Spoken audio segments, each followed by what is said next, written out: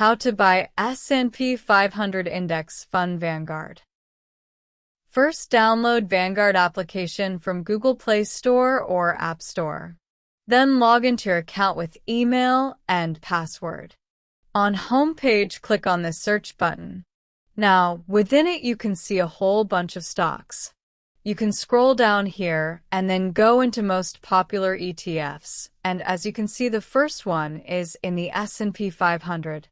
But of course, if you keep scrolling, you will see that there are also derivatives of the S&P 500 that might confuse you. What we're going to do instead is go into the search bar and type in SP 500, and there are a bunch of ETFs that comes up.